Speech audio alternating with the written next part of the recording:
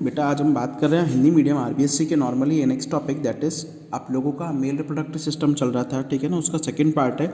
अब बात कर रहे हैं हम लोग वास्ट डिफरेंस शुक्रवाहिनी की। लगभग 45 सेंटीमीटर लंबी नलिका होती है जो अधिवृषण में कम कुंडली तथा मोटी नलिका के रूप में सीधी होकर शुक्रवाहिनी की भीतरी सतह पर, अच्छा ये क्या है, पुच्छक जो अधिवृषण यानी कि जो बैक वाला है, ठीक है ना, कॉर्डा एपिडिडाइमस है, वो क्या होता है कि कम कुंडली तथा मोटी नलिका के रूप में सीधी शुक्रवाहिनी की भीतरी सतह कूट स्थित स्तंभी उपकला की बनी हुई होती है, ठीक है ना। इनमें कुछ कोशिकाएं, अच्छा अब क्या है, इनमें कुछ कोशिकाएं विशेष तरल पदार्थ का स्राव करती है जो शुक्रवाहिनी के मार्ग को शुक्राणुओं के गमन हेतु चिकना बनाती है। इंपॉर्टेंट है बेटा, ओके। इनकी दीवार की पेशियों में तरंग गति उत्पन्न होने के कारण शुक्राणु आगे की तरफ बढ़ते हैं। दूसरा भी इंपॉर्टेंट है, अच्छा ये अधिवृषण के पश्चिम भाग से प्रारंभ होकर ऊपर की ओर वक्षण नाल से होकर उधर गुहा के में मूत्राशय के पिस्तल की तरफ नीचे की तरफ मुड़कर चली हुई जाती है। अंत में एक फूला हुआ भाग इनका तुम्बिका कहलाता है। यहाँ शुक्राशय सेमिनल वेसल और छोटी वाहिनिका आकर खुलती है। दोनों के मिलने से एक स्खलनीय एजेकुलेटरी डक्ट का निर्माण होता है, ठीक है ना। तुम्बिका में बेटा क्या होता है, नॉर्मली अस्थायी रूप से संग्रह किया जाता है शुक्राणुओं का, और स्खलनीय वाहिनी अंत में मूत्र मार्ग में आकर खुलती है। अब है मूत्र मार्ग। नॉर्मली क्या होता है कि मनुष्यों में जो नर है, नर में मूत्र मार्ग जो है वो दोनों कॉमन होता है। किसके लिए? मूत्र मार्ग के लिए, और दूसरा होता है स्पर्म के आने के लिए, ठीक है ना। मूत्राशय से मूत्रवाहिनी निकलकर स्खलनीय वाहिनी में से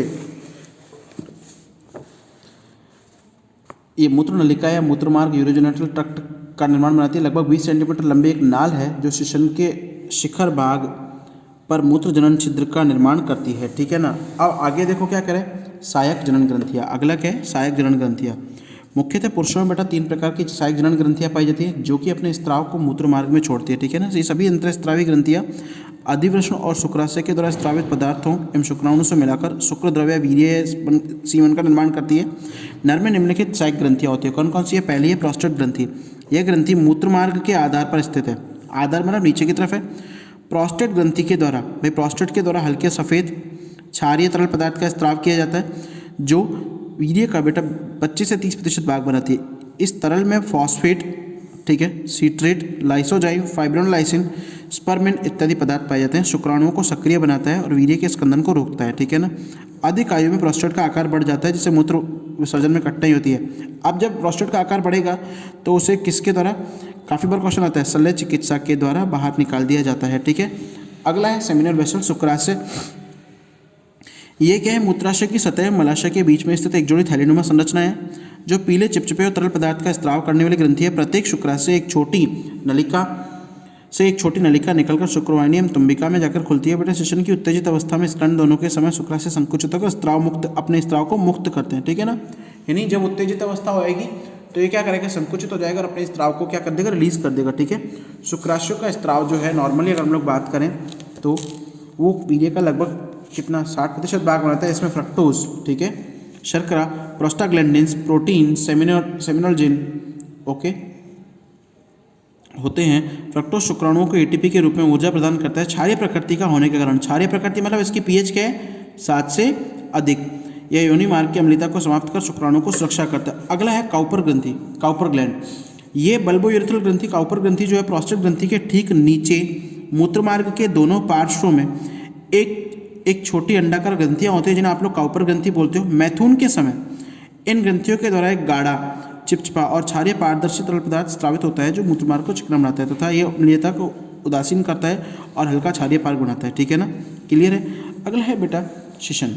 नॉर्मली अगर हम लोग बात करें तो मानव में और अन्य स्तनधारियों में वृषण कोषों के बीच में उदर में लटका हुआ एक लंबा बेलनाकार, ठीक है, उत्थापतनशील, उत्साही, इरेक्टाइल और अत्यधिक संवहनी मैथुनांग पाया जाता है जो शिशन कहलाता है। ये महीन उदराभित्ति द्वारा ढका रहता है, ठीक है ना, ओके।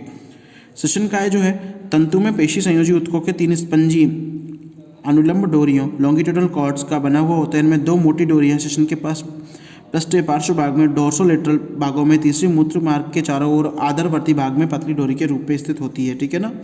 क्लियर है। फलश्रुति भाग की डोरियां शिशन संघु या कार्पस कैवर्नोसा तथा आधारवर्ती भाग की डोरी को स्पंजा पेंडिया कार्पस स्पंजियोसम कहलाती है।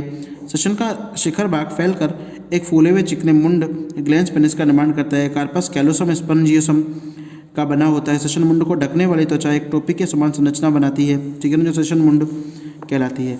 मैथुन के समय सेशन मुंड के आधार पर वलित, और ये जो त्वचा है बेटा ये सेशन मुंड है, सेशन मुंड अच्छद जो है मैथुन के समय इसके आधार पर मुड़ जाती है, ठीक है। अच्छा, सामान्य अवस्था में सेशन की तीनों डोरियों में उपस्थित रक्तकोटर जो है खाली रहते हैं, ओके, और पेशियाँ संकुचित रहती है।